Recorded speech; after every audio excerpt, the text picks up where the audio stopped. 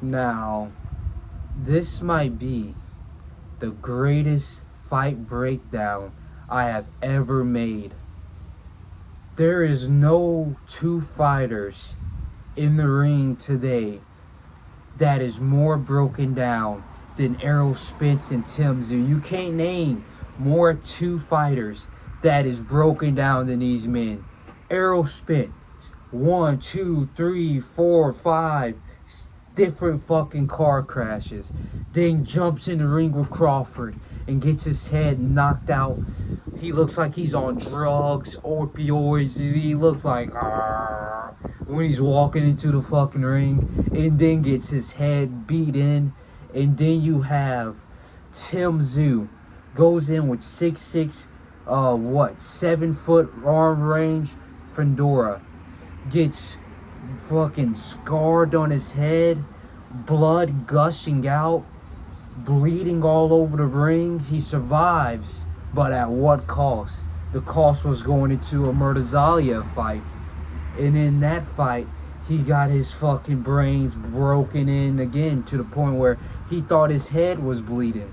And then you get him back to the dude that scarred his head when he's like half defeated, half the man he once was.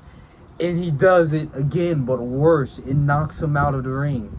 And so we have two fighters that's just completely broken down, broken in, and really like a shell of themselves. And Errol Spence chose the right fight. Thank God he didn't go into a fight with Fedora or Murtazalia or Josh Kelly or the Crawford rematch. Any of those fights, he would have been completely done for. But Tim Tszyu, on the other hand, I feel as if this is a good fight for him. It's like it's going to be more of his pace, and he's going to be able to like take it slow, you know? He's not going to have to be trying to throw all his punches, use all his power, because Errol Spence isn't going to be going hard at him because they've been sitting out for like 2-3 years. Has it really been that long for Errol Spence? 2-3 years? It was when Crawford had his Madrimov fight. Should have been around 2024. And for Crawford and for Tim Tszyu, it should be about a year now since he's been sitting out of the ring. But it makes a perfect fight because they're both like popular guys. Tim Tszyu is big in Australia. You got Errol Spence big in Texas. They're going to come together. Both audiences are kind of combined. And it's going to be a huge fight. But it might be a bit of a disappointment. Maybe not. Maybe they're going to like give it their all. And it's still going to be an exciting fight because they're going to be launching punches. We know how Errol Spence fight. We know Tim Tszyu is a tricky fighter. And when it's time to go to war, he's going to go to war. So we might just get an entire war-driven fight between these fighters. But how's it going to go? The fight prediction is a little bit hard to predict because they're both like just shell of themselves fighters. We don't know what they become. We don't know what they're going to be like when they enter the ring. We don't know how good they are.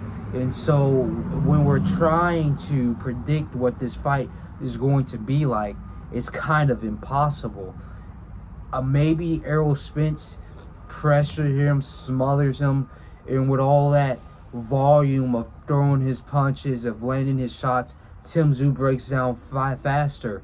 Or Tim Tszyu manages to jab and keep the range and keep the void in between them so Tim Tszyu doesn't get hit that much, and he's able to sort of keep back Errol Spence to the point where he's the only one landing, and then he wins the fight that way. Maybe, you know, we just get a like fucking unsatisfying fight of two very slow guys trying to fight each other and nothing really comes from it.